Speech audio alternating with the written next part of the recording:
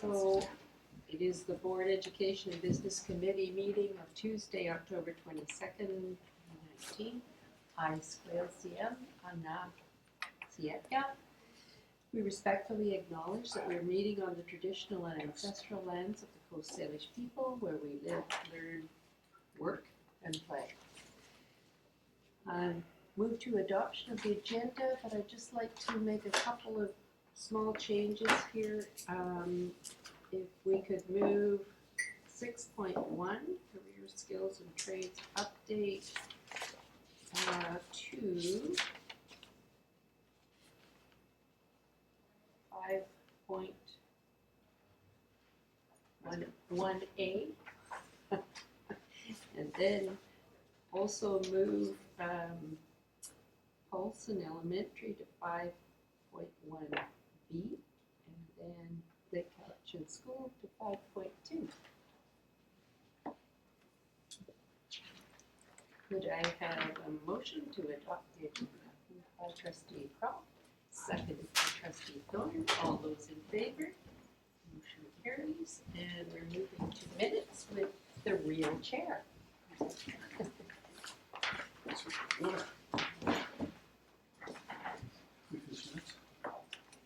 on the minutes. We finished the agenda. On the minutes. Yeah, we went home. 3.1, the Board of Education and Business Committee adopts the minutes of the September 24th, 2019 Board of Education and Business Committee meeting. So moved. Ready to go? Am I going to do it now? No, it's rushed. What's the Sorry. All those in favor? Opposed? Motion carried. Action list. BEBC. Mr. Singh. What's yours? This is one item on the action list. It is the Rainbow Crosswalk project. We managed to get one of those crosswalks completed at Bench Elementary School before the rainy season, so we'll need to wait until it dries to resume progress on that project. Any questions of Mr. Singh? Obviously the weather is not cooperating. As much. Especially Spilsbury, you're looking at some of this. Just, we've changed the agenda slightly. Oh, I'm sorry. So the next item is 5.1A, careers, skills and trades update. And then, Larry wants to jump. yes. Sure. and then I guess I did. Paulson Elementary after that, and then the Lake Cowichan School. Okay. Thank So you. 1, 2, 3. Thank you. Yes, thank you. Going back, any questions about Rainbow Crosswalks? Okay, moving on to Larry. How are you doing? Awesome. Good.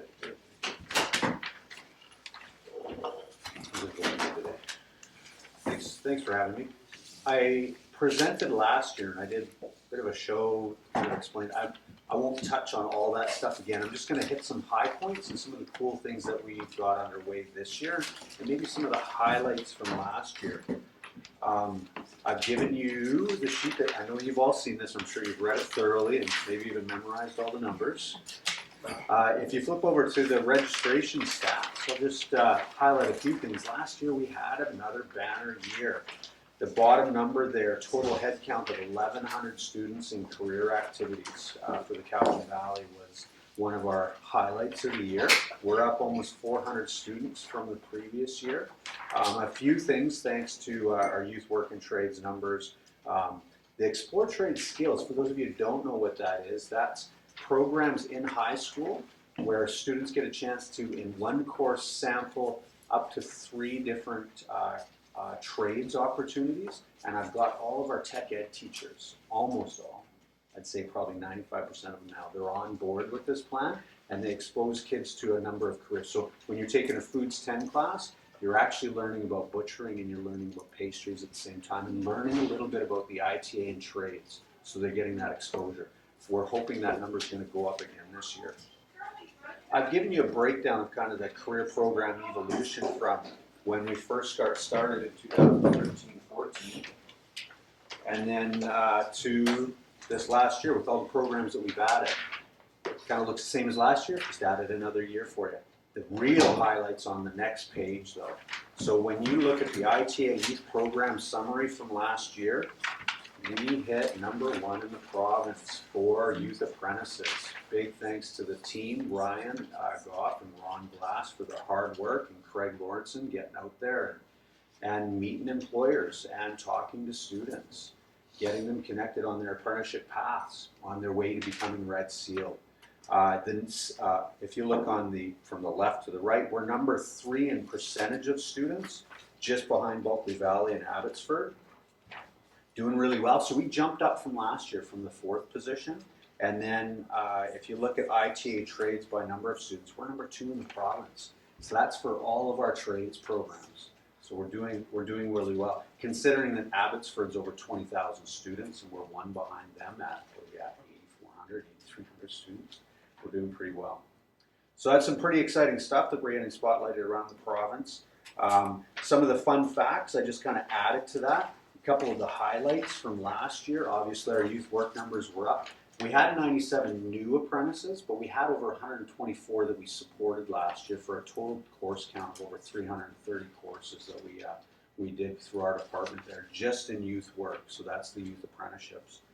Our summer programs were a big success this last year. We ran 2 levels of coding thanks to the support of the tech department and some grants we got from Apple Canada. Apple Canada paid the whole bill for the instructor and all the food. VIU chipped in the rooms, and the tech department provided all the gear, and kids got an intro level coding at the beginning of the year and an advanced coding, or intermediate coding at the end of the year. And they all developed an app for their phone or tablet when they were done. So it's pretty exciting stuff. Kids get a chance to take a step into post-secondary world, see what it's all about, learn about coding as well. We also ran a carpentry program. We ran a hairdressing program as well. And we ran an Indigenous welding program in conjunction with VIU Welding and CWB. The big highlight for me, though, was the week-long RCMP summer program that we ran. It was a huge success. I found out about it over a year ago, and I was trying to get something started down here on my own, and I was discovering it was quite a big task to do that. So I partnered with Nanaimo, Port Alberni, and Qualicum Parksville, and happy to announce when we started off, it looked like we were going to get 4 or 5 seats. We ended up with 14 participants in the program, and we went up and had a great time. Full immersion. They arrived in the morning on Monday morning, and they did not leave until Friday afternoon. Boot camp style, 6 in the morning, you get up, we're exercising, at 9:30 at night, we're shutting it down.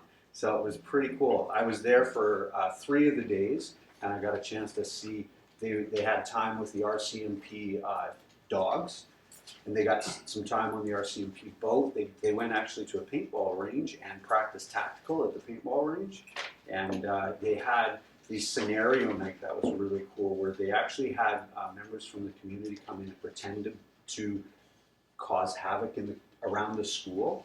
So spray painting and driving erratically, and the kids got a chance to practice their arrests. It was really neat. So the end of this, I talked to every kid, and I said, well, what do you think? Is this a career path you want to do? And probably about 75% of them, yeah, I know now. This is exactly what I want to do. Happy to announce further that the kids that are actually entering grade 12 this year, they're all going to be doing dual credit with us, taking criminology.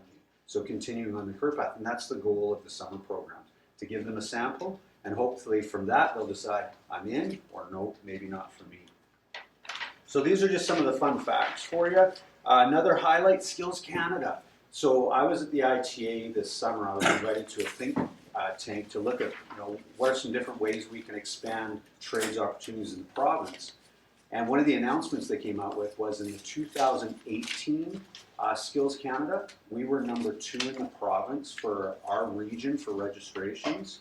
This last year, our region, which is us in the Nanaimo district, we were #1. And we had over 270 participants just from the Cowichan Valley go to Skills Canada region, which is pretty exciting. Put on your calendar, end of May, there is a national competition this year for Skills Canada is in Vancouver at the Convention Center. It's going to be epic. You're going to want to try to go if you can.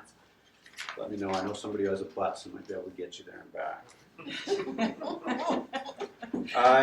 Quick summary of a couple of things. Where we're at right now, our FT is a little bit down from last year. It's not on here. I haven't finished pushing it all together. But we didn't run the EAC program this year.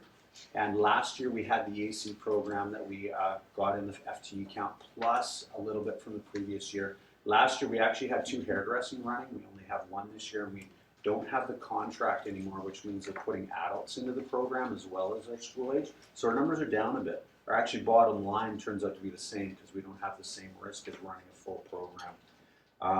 And our youth work numbers are down just a little bit, but our team's working really hard. They already have 57 new apprentices in the last 2 months. So they're just out there beating the streets with the employers. What's really cool right now is that with our youth apprenticeships, we've got such a great partnership with all the employers now. They call us. They say, I got a kid, he's 18, he just started working here, can you come set him up? And while you're here, can you help me with the 20 and 21-year-olds? I want you to set them up too. So that's pretty cool. And they're actually going even further and saying, I need a carpenter, who do you have? So we're connecting them up with our foundation programs and getting them jobs. So that's pretty exciting stuff as well. New things coming up. We've got a partnership that I'm working on with Henrique Van Riek, right next door here, the care home that's getting built. He wants 50 HCA students. He's going to hire them. He's bought a cohort with VIU, and we're partnering with them, getting some of our dual credit students in there. Guaranteed full-time work when they're done. This is pretty cool.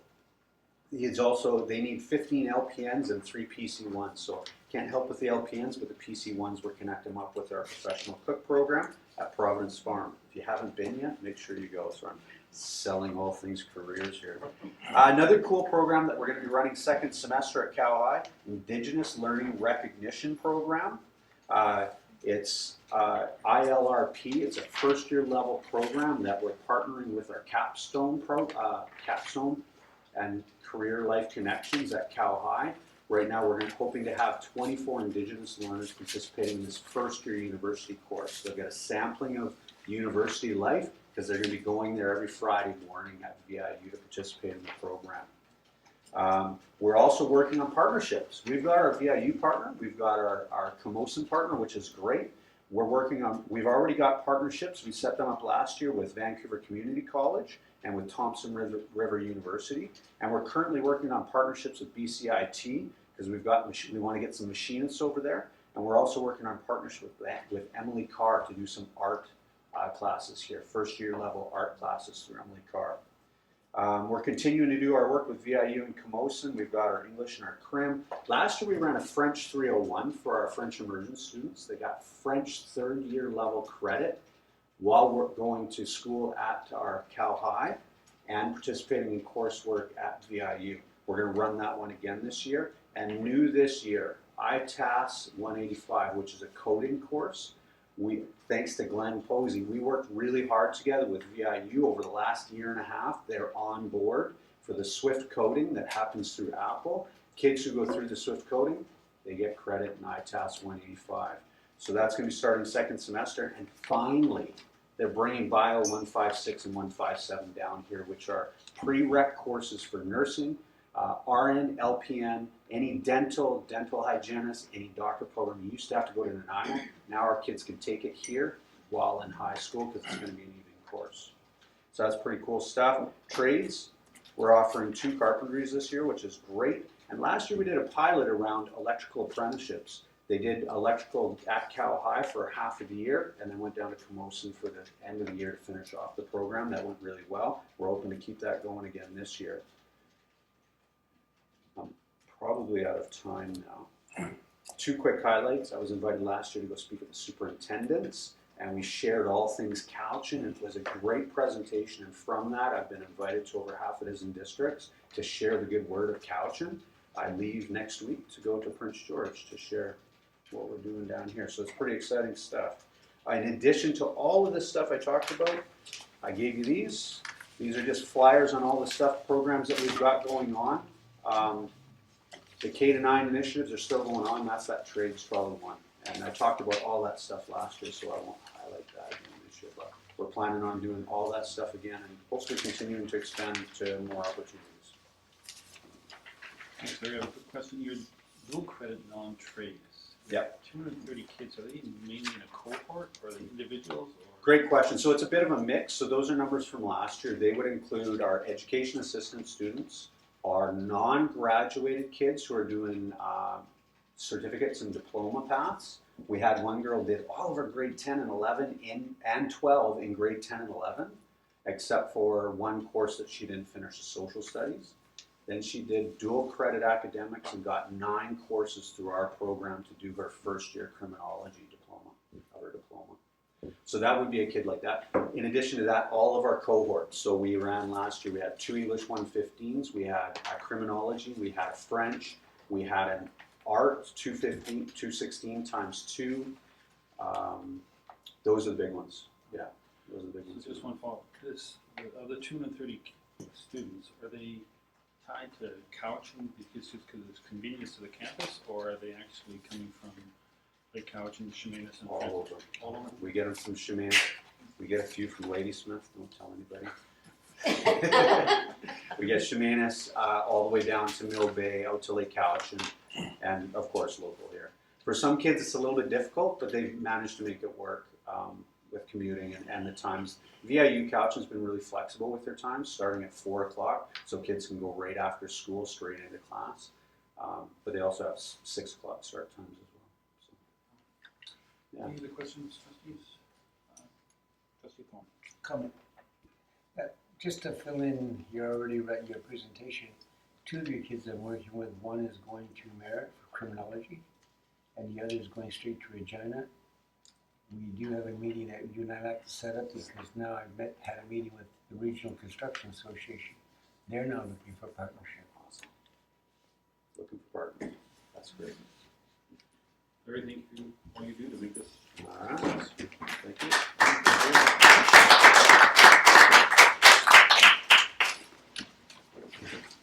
You can go now, Larry. I'll raise it myself. 5.2, school plan. Also.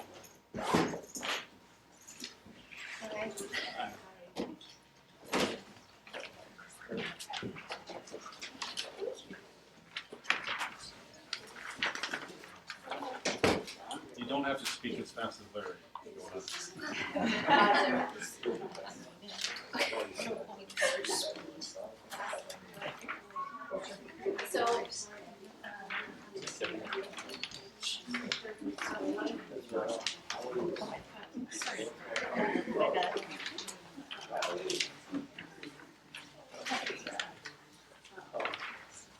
Hi, everyone. My name's, if you don't know me, my name is Fiona Somerville, and I'm the principal at Paulson Elementary, and this is Janet Deller, my support, who's come with me. I'm a bit nervous. I'm the first of the trio of the Lake administrators. So I'm going to talk to you about Paulson, our K-3 lovely world. What you've got in front of you is our learning enhancement plan. And also just another little brochure that I've sort of made, which is going to be my talking points, just to help keep me focused on where we're at. So just briefly, I've been in this district teaching for over 20 years, and I've been a principal for this is my 3rd year starting. I'm my 3rd year at Paulson, so my principalship has all been at Paulson Elementary, and I just want to say that I love going to work every day, and it's a pleasure and it's a treat, and I work with amazing individuals and I work with amazing kids, and so I'm happy to be here to tell you about my little school. Our school goal is about creating social learning environments that promote building connections, collaboration, and respectfulness to each other and with our community. Our learners, we have K-3, we have 160 kids, 8 divisions. They are just amazing little people that are excited about coming to school and just love learning. Every day is new and fresh and exciting. Janet Deller is one of our kindergarten teachers. We have a long association. My son, who just graduated last year, was in her kindergarten class in a different school, so we have lots of connections. And so the learners come to us, and they come from diverse backgrounds, diverse experiences, and they all come with this wonderful eagerness to learn. And they're just the wonder of the world that they have. So we're just very fortunate that we are able to laugh with them every day. And yes, there's always those little struggles and challenges that little pumpkins have, but we learn just as much from those situations as they do. Our staff at Paulson is a dedicated team. So they embraced me coming in. They embraced me like a family. It does really feel like a family there. For the 18 adults that work in the building daily, 14 of them live in Lake Cowichan. And 4 of them, Jen and I are 2 of them, come from out of area. And it's a choice. It is my choice. Yeah, there's, it's a long drive for Jenna, for example. She comes every day from Cowichan Bay. She's had an opportunity, she could go somewhere else if she wished, but her and the others that come, it's where they want to be because of the family and the feeling that has been created there. We have, also about our staff, I feel that we are fully embracing the new curriculum.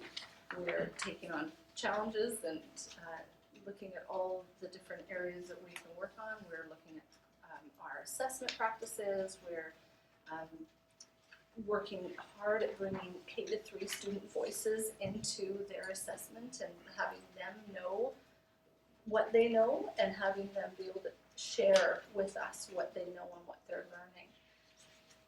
We are really fortunate as well. We have a dedicated PAC at our school. In fact, the picture on this one is our PAC chair, Aldea, and her eldest is with her there. Her name's Clara. She's in my classroom. I also teach still. I'm still, as the 3 administrators that are going to be speaking to you, we're all teacher administrators. So Aldea is just an amazing PAC chairperson. We've got a wonderful team supporting her, and their connection with the school. She's got someone in grade 3 and someone in kindergarten. They're just, everyone is so focused on what's best for kids, and we're always quick to embrace activities that will be good for kids. They're an amazing group. And I stated on my little thing that they're fundraisers with our PAC. They've made it so that no child ever has to pay for a field trip. So any field trips that we offer, the PAC is fundraised so that is covered. So they cover our busing and our field trips, which is wonderful. So then when you have kids coming from diverse socioeconomic backgrounds, it's not a challenge for anyone to be able to go on these trips. So it's very inclusive. Part of our, I feel, big goal and initiative is about making community connections and with our school. And we have so many different services that we're really fortunate that come to our school and work with our kids and just embrace being in our building. We have Cowichan Lake Community Services, which has counselors. They come to our school Tuesdays at lunch for a special individualized like small group program in the gym. They come on Thursdays. They offer lunch bunch to all of our kids at different grade levels. They are welcomed into our building to be able to make those connections with kids. And we also have partnerships with the Cowichan Library.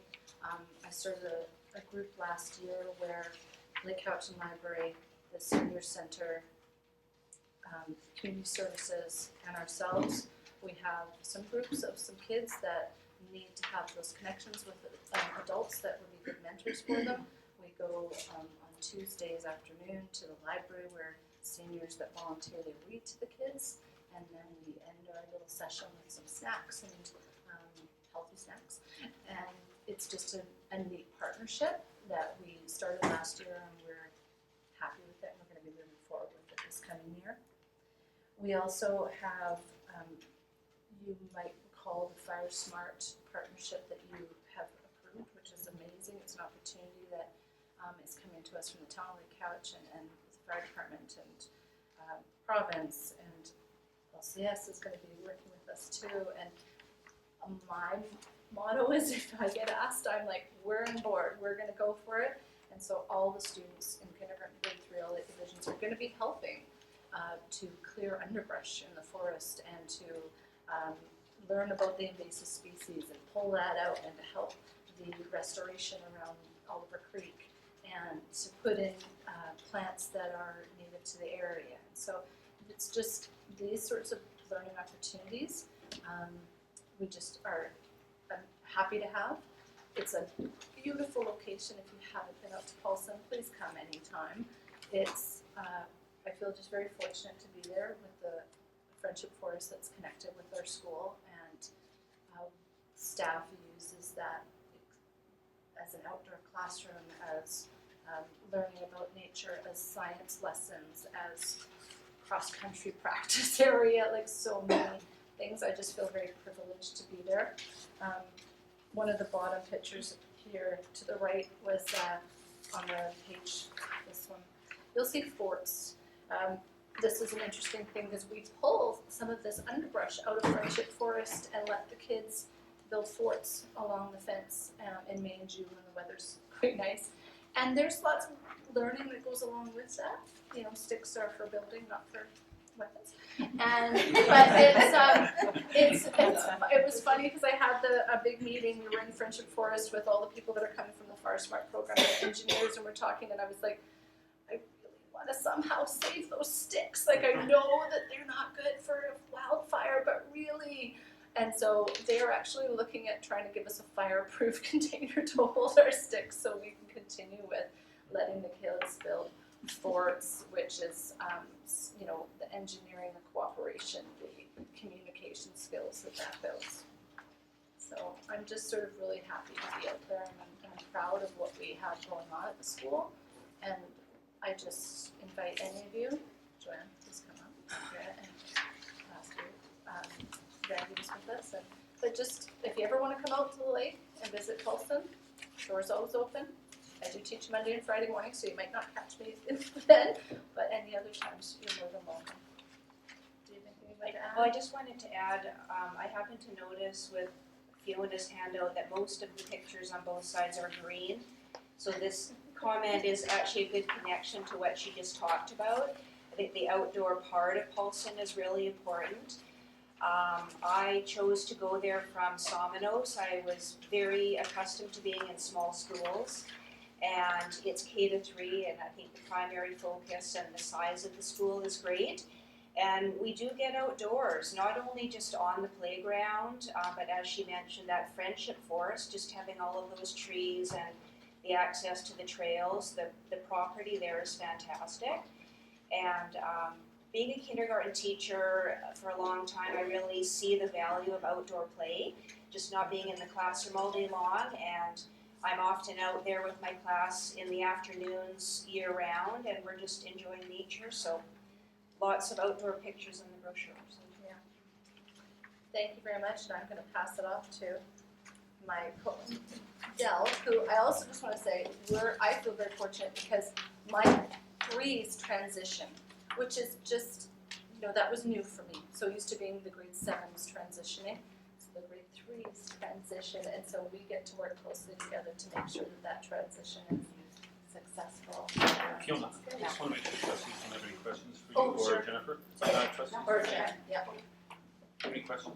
I have one question about the PAC's goal or achievement of making sure no child pays for a field trip. How long has that been in place? It was in place when I came in, so I don't know how long it's been in place where we don't have kids paying for field trips. As long as I can remember, I don't ever remember them charging for like a fee to go on a trip. Yeah. I'm always accustomed to paying for that, at least all the years I've been there. And you've been there for about, I think 7-ish years. I was thinking about how many years it's been. I think I'm in year 8. So I've never known of anyone being charged a fee. it's been 10 years ago? All right, thank you. Other than Sorry, I didn't know. exemplary practice. Trustee Coleman? Just a comment, I can't not say it, I went up to your year-end assembly, and it was the funniest thing to see little grade 3s leaving a building. And the role the kindergartens were playing in the assembly blew me away because as we talked about it, became really apparent that if you only go to grade 3, then all of a sudden your leadership jobs and the jobs that all the kids do in the school are not going to the grades 5, 6s, and 7s, they're going to the Ks and 3s because that's what there was. So that was really, really neat to see. They seem very mature Yeah. compared to other K-3s that I've encountered. And I also couldn't believe how many families with little children were in your gymnasium. There's probably 50 little kids. And I think we have about 70 registered at Strong Start. They don't always attend all the time. And we've had 2 years in a row with 42 Ks registered. Wow. And Yeah. so, Joanne, thanks for making that point. It is one of my big learning takeaways from Paulson, being at a K-3 school, that I ask the same sort of leadership, or I give the same sort of leadership opportunities and choices to grade 3s that I normally would have done to grade 6s and 7s. So my grade 3 leadership kids, and they really rise to this, they run the assembly, they do announcements daily, they do recycling, paper recycling, they do composting, they do the Joke of the day. oh, they do jokes announcements. today, yeah. They do also like juice box recycling. What else? They are, it's, and those are things that normally Do would they do be, the technology in the assembly? well, we're kind of low tech. They have a Oh. microphone and a speaker. So that's but they have a script that they work from, and I sit to the side. At one point, they do call me up, and then I do my principal part of the assembly, and then I sit back down, and so it's huge learning for me, and I love it, and I'm going to take it with me wherever I go. That you can ask so much more from those kids at that age than what's been expected. I mean, also, yeah, they're just amazing. I just love them. And Fiona's doing an amazing job, so. Thank you very much.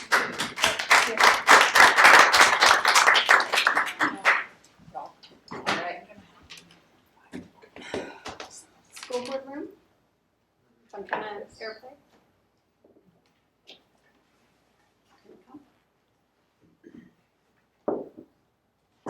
Or do I just plug in?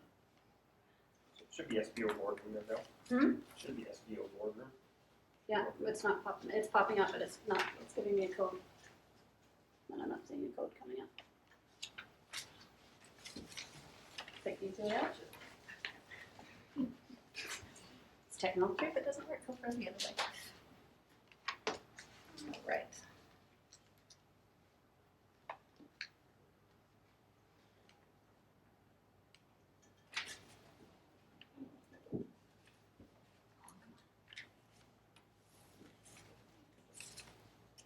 Syncing.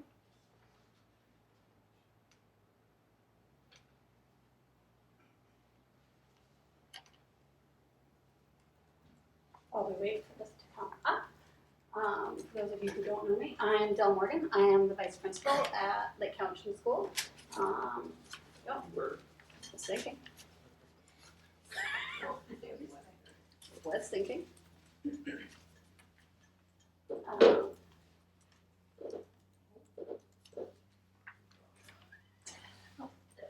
There we go. Okay, now I have to get out of there to get rid of that one. We are lucky that we have lovely kids coming up to us from Paulson, and it's lovely because we end up and we have them from Paulson until they graduate.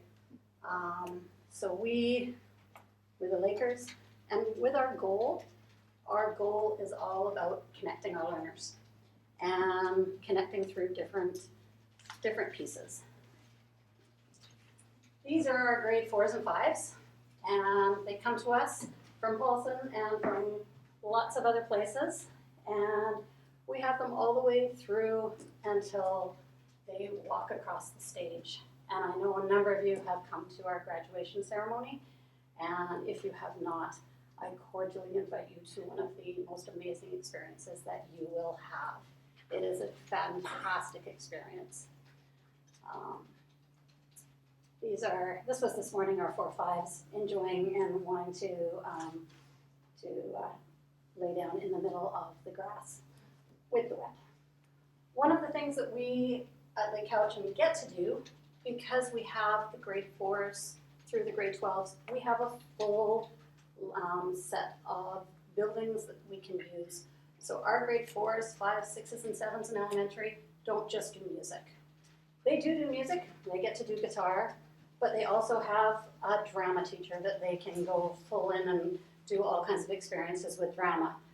We have a full art room, including the clay and the exploratories that they can involve in, and a wood shop that they can get in and see as well. So not only are they connecting with their own teacher, they get to connect with other teachers. And one of our big goals is having them connect through all of our teachers, and having all of our teachers not just connect with the kids who they teach, but through the other students with the school. So that when you're walking down the hall, you're not just saying, oh, hi, Bobby, who's in your class, but you know all of those other kids. Because when they're greeted by name, they know who they are, they feel like they belong. And we're building that feeling of belonging in our school. We like to give leadership opportunities to our students as well. And one of the things when I first started the school that was sort of like, how do they work a grade 4 to 12 school? And now it's my first thing that I say to parents when they come and we're introducing them to the school is it's one big community that we have. Those grade 12s, because often it's the grade 4 parents who are coming in for the tour or the new, said they're the coaches that coach them in hockey and in lacrosse. They're their babysitters. They're the people who they're ordering their food from at A&W. And there's their cousins, their neighbors. There's so many connections. And our older students work with our younger students a lot. This was our Terry Fox run. And with our Terry Fox run, it was organized by our leadership students, which runs grade 8 through 12. And they did everything. So the front of this one is our grads leading the warm-up. And that extra bit, the gentleman on our right is Aiden, who is a grad from 2 years ago. He came back to talk to the kids about the importance of the Terry Fox run.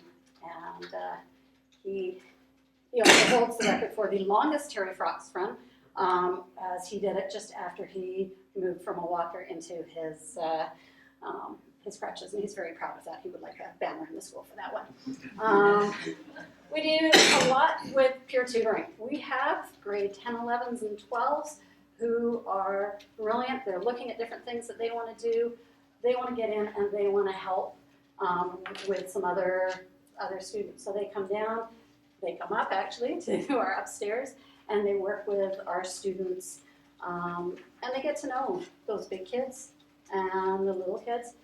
Ethan on the left is thinking he might want to go into education. He's not really sure yet, but he's trying.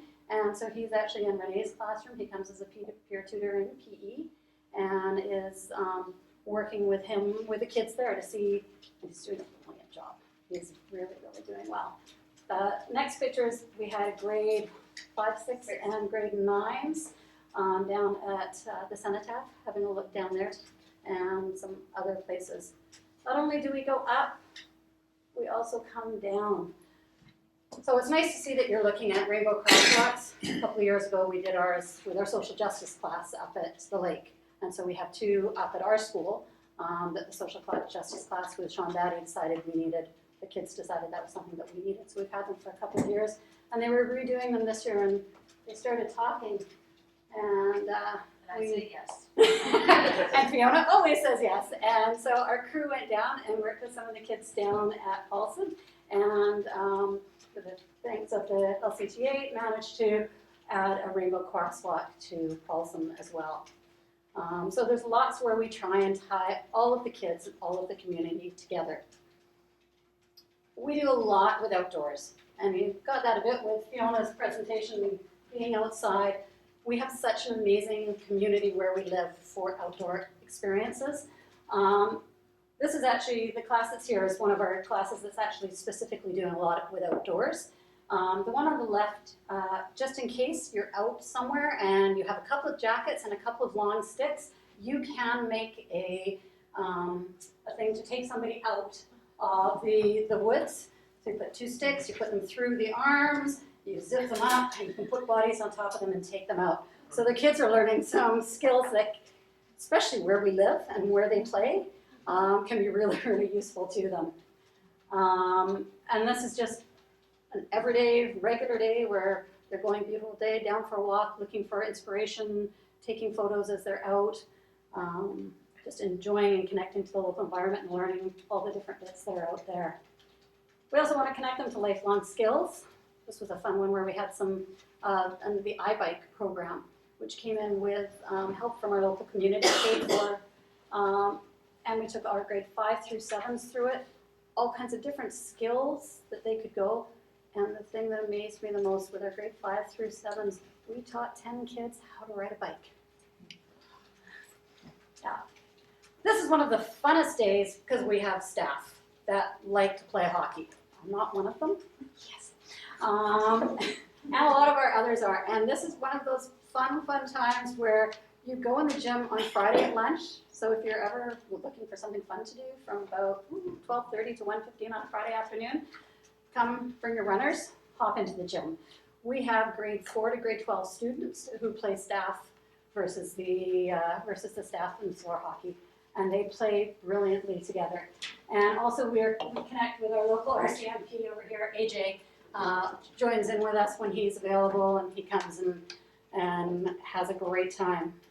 We're connecting with our Indigenous knowledge in the local environment, down learning all about the lake, the different ways that you connect when canoeing, and the stories. We have our elders who come up.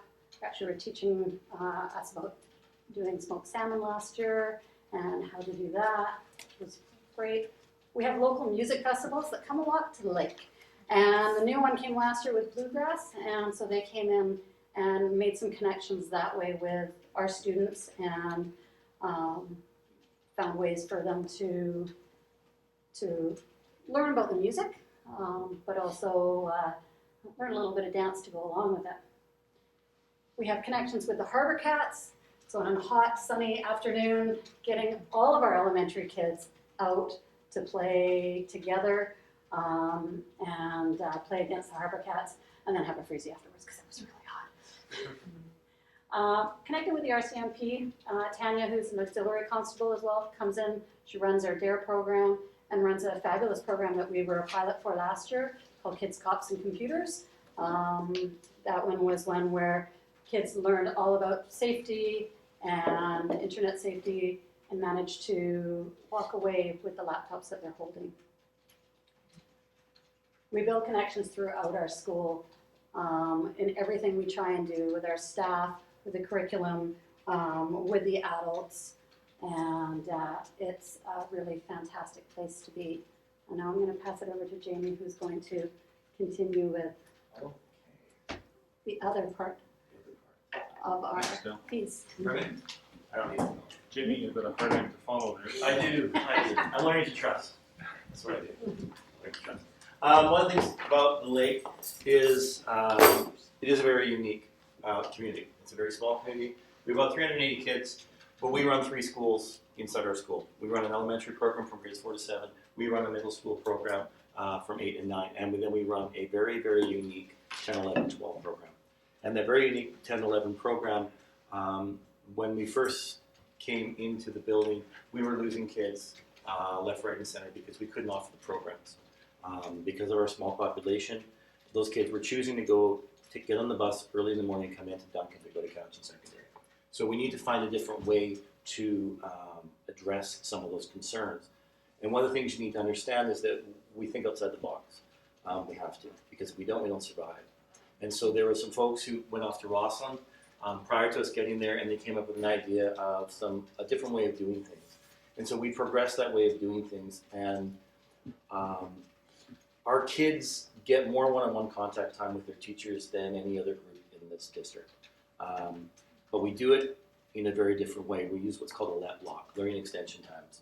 And so what happens is a biology class may only meet 3 times a week, whereas at Cowichan Secondary, they're meeting 5 times a week. We use our LET blocks to bring those kids into one-on-one groups with their teachers. But those classes, those LET blocks, may be with kids who are in grade 10, 11, and 12, and they're meeting with their teacher more one-on-one time. So if we break it down, I have a class of 30 kids sitting at Cowichan Secondary who are doing biology 12, and I have a class of 8 kids who are doing biology 12. And maybe they only meet twice per week, but they'll meet that in the required hours that they need by going to the LET blocks. But they get one-on-one time with their teacher that is almost double what they get at any other school. So we utilize let blocks. And what I've done, so you can understand that part, that's part of the connections that we have with kids, is each one of you, there's something here, is, Randy, you're in grade 8. Sorry about that, man. Okay. Rob, you're in grade 9. I'm just going to show you a schedule. And some of you are grade 8, grade 9, and those grade 8, grade 9, you're a middle school schedule. Bart, I'm sorry, you're grade 9. Elizabeth, you're grade 10. Oh. A little more freedom, you get the let block, you're doing great. John, you are grade 10 as well. Awesome. Robin, you're going to be in grade 11. Okay? Again. Joe, you're grade 12. Says that on You're grade 12. I included you, Tom. You're going to be in grade 12 too. Your boss. Candace, you're grade 8. Okay. And Jason, I included you in grade 12, but you kind of got jammed in the photocopier, so I apologize for your name there, but that's you. If you see that grade 8, grade 9, you guys are pretty much a standard class. You see your classrooms 5 times a week, and those classes right now are pretty big. On the back, yes, you'll see a photo, and then we're going to talk about that in a second. I'll show you what we do for connections with kids. If you're looking at if you're 10, 11, and 12, you're going to look and you're going to see a let block. And those let blocks are assigned time for those kids. Every kid in our building is hand timetable. I hand timetable every kid in every course that they have. It's the only way that this program runs. And so when I look at a student who has biology 12, I need to ensure that they're getting let blocks with their biology teacher. And so let blocks will run all different times, and I have to place them individually into there. So one of the unique things about this particular building is that I know every kid's schedule. I know exactly where they're supposed to be, generally. Let blocks, they can go to the let block, they can choose to come out of their let block and work with another teacher at a different time, but it's how our system runs.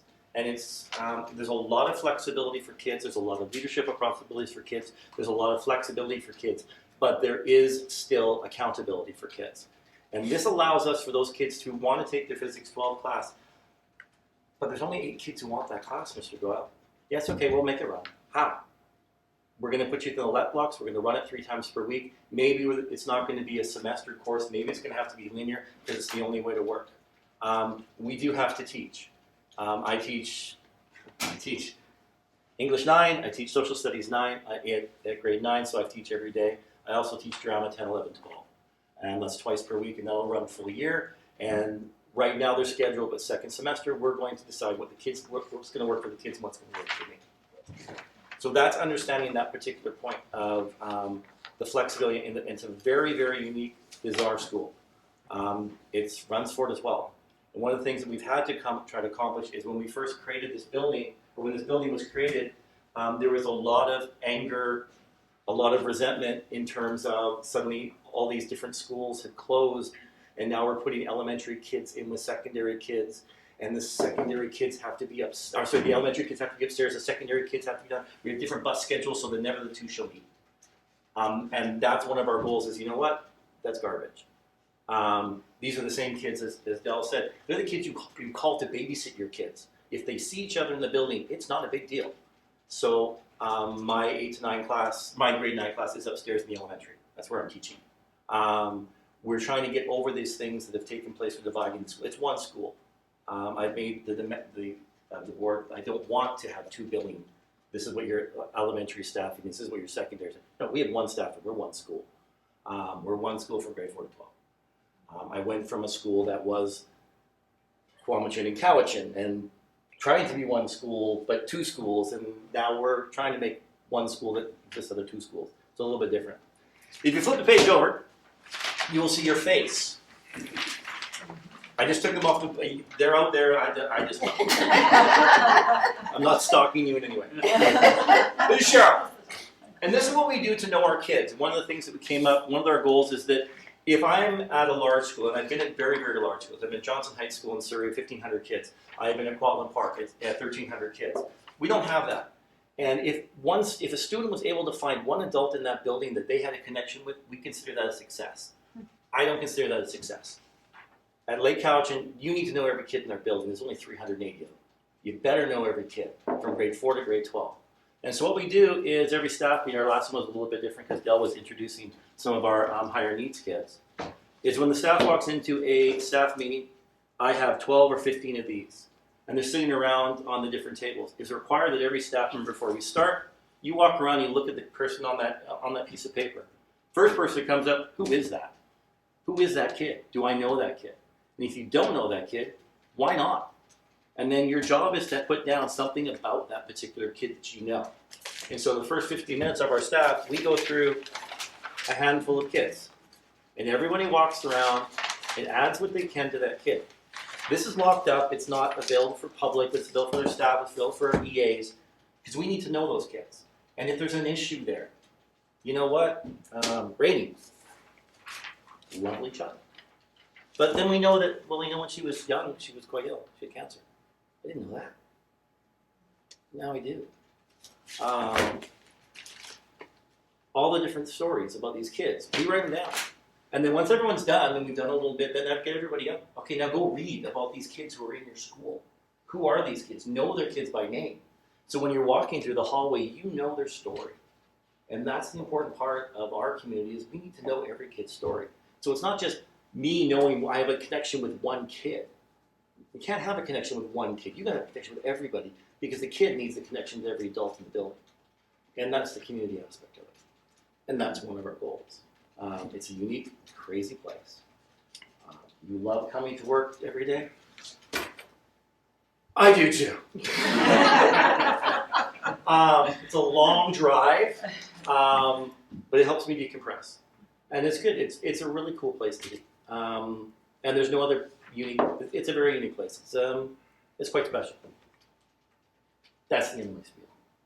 Are you gonna get them to get I don't know. So what we do is, my plan was that you were going to take your piece of paper, and we can do this, is you were going to get up, or you can just hand your paper, write something about the person in front of you. What do we know? What do you know about the person sitting beside you? And then you get it back at the end. So this is what we do. It would probably take 10 to 15 minutes, but what do you know about Joe?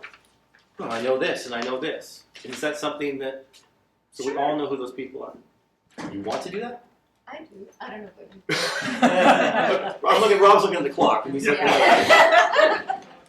I'm fine not to. But that's why your picture was on there. We were going to do a big circle. Jamie, I'm going to ask this. Okay.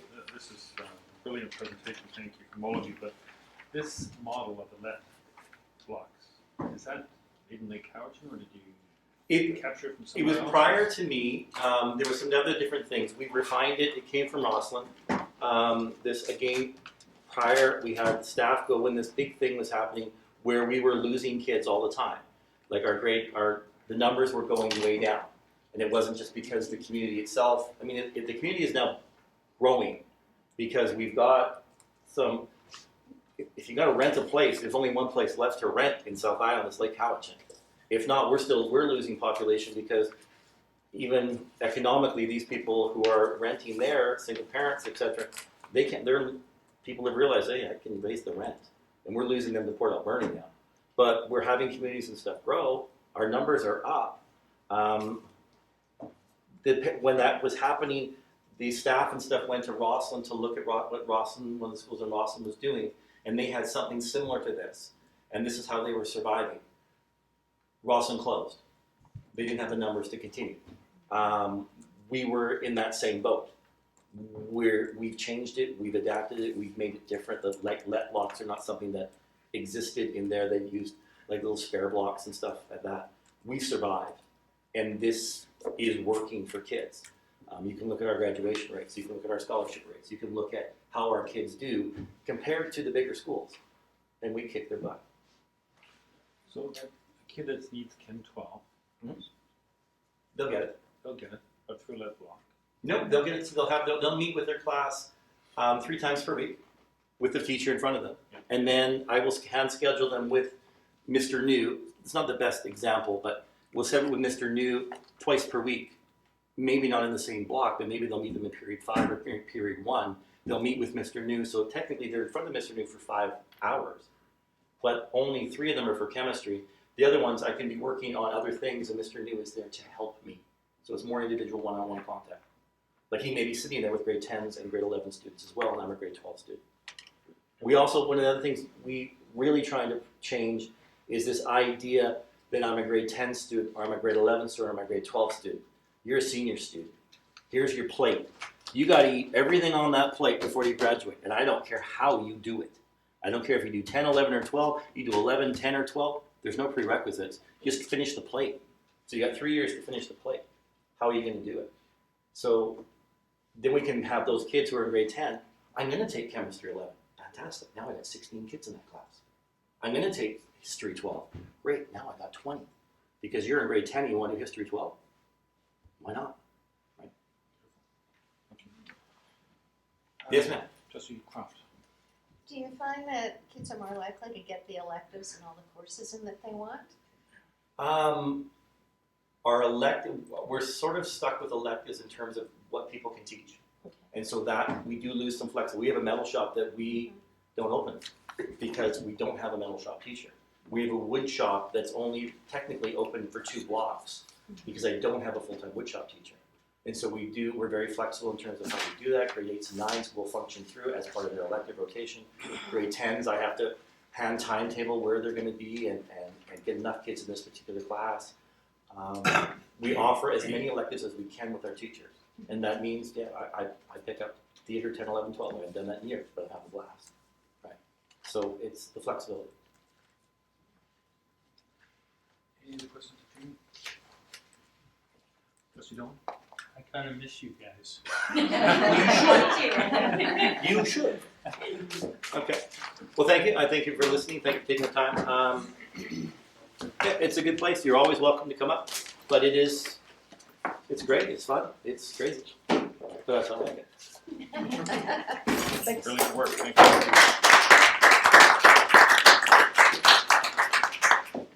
you. Sit now. I need to leave? Oh, I thought you told me I had to leave. Now you need to leave. Okay, moving on to 7.1. A bit of a downer now after that. Closed presentation. Oh, it's an exciting night. The funding model working group reports are now out and on the ministry website. There are 4 of them. There is a working group report on adult education, 1 on distributed learning, 1 on the prevalence model, and 1 on the funding model. We were hoping that there would be more information made available to us that we could bring to this meeting. Last week, 4 chairs, superintendents, and secretary treasurers were in Vancouver, and we had presentations on the funding model review that we thought would give us some additional information that we could share. What we do know is that it does sound like it's proceeding. We can expect that there are plans to have chairs, superintendents, and secretary treasurers together, if possible, prior to the release of the new funding formula, but it is still scheduled for March release at this time, as far as we understand. It could be that we actually see it in March 15th when our funding is actually delivered. So that's really what we know today. And we just wanted to bring to the attention of the committee that the reports all are available to read. Each one is about 15 pages long, and make recommendations around the various elements of the proposed funding model review. So, what actually occurred at the meeting if you didn't come away with any more information? Well, it was quite a repetitive presentation, to be honest. We heard the same thing over 2 days, at least I did. It was really just to tell us their progress, to introduce these 4 various reports that are now available, so that they're now all public. They weren't before.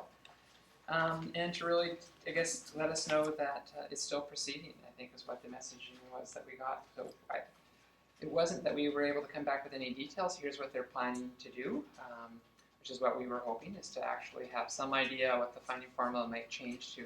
We had some discussions about it. We had some roundtable discussions in our groups. We were sitting with Salmon Arm and Campbell River school districts, and we did talk about the funding formula and what some of the recommendations could mean. Example, if it goes to a headcount funding model from an FTE funding model, we had some good discussions about what that might mean in schools that have a higher FTE than a headcount, and how that may influence how programs at a school district might run. Because certainly some school districts where there's space issues, like Surrey, operate at a lower than 1.0 FTE, so they may gain some funding if they go to a headcount funding, but we operate in our 10 to 12 quite a bit above our headcount because we provide all sorts of other opportunities. DL, careers, extra out of timetable opportunities as well. So we're, wish we really knew what the implications were going to be. It'd be nice to see those in advance of our budget cycle, and we're so hopeful that we'll get that information before March, but at this time we didn't learn a lot more than we knew before, but it did raise a lot of issues. Everybody is worried and concerned, and the ministry keeps saying, "Don't be so worried; it's going to be fine." But certainly, they're saying that they're not going to take away any funding overall, right? So it's the same amount of money. So if you're looking at your 10 to 12s, I think what you have to be looking at is our school district, do we generate more in 10 to 12 above headcount with FTE than our neighboring districts? Because if we do, that could be an issue. So we need to do a little bit of analysis to see really where we sit. Because once that gets leveled off and the per pupil rate adjusts, it sort of spreads it across all school districts. If that makes sense. Okay. Now that we've been enlightened somewhat, does anybody have any other questions? I have one question. On page 8 of our agenda, or page 2 of your report, in the third line down, the first time I've come across this word, quantum. I looked it up on the Wikipedia, 3 different encyclopedias, and they don't get any reference to reusing this. What does it mean? Why are they using quantum? It means $6 billion invested in public education. But actually, if you look it up as a definition using that phrase, it has to do with paying for damages. That's what education is. And it actually appears several times in this. I've never heard. Have you heard quantum before in your accounting world? I have not. Oh, good. Okay. Quantity. Quantity. Okay, moving on to policy. Menstrual product draft policy.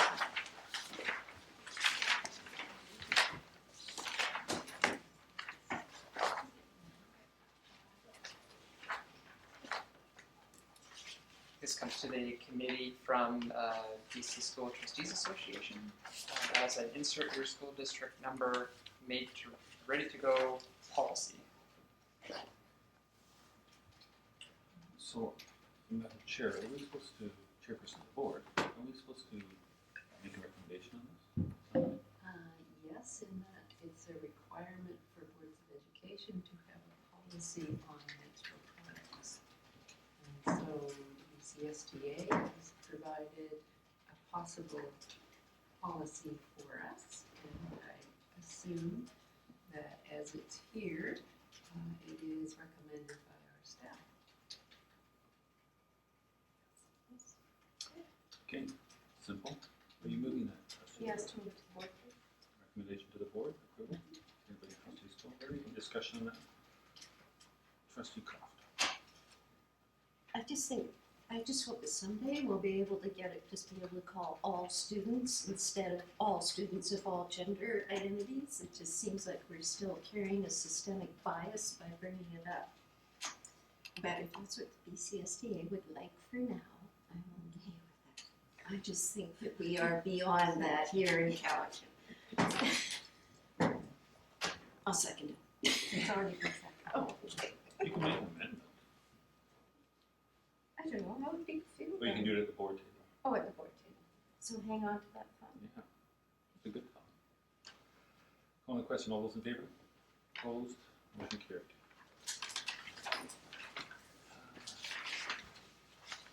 Superintendent, any other business? There is not. There is no business. Motion to adjourn. Trustee DeGroot, Trustee Dolan. All those in favor? Opposed? Motion carried. Thank you, everyone.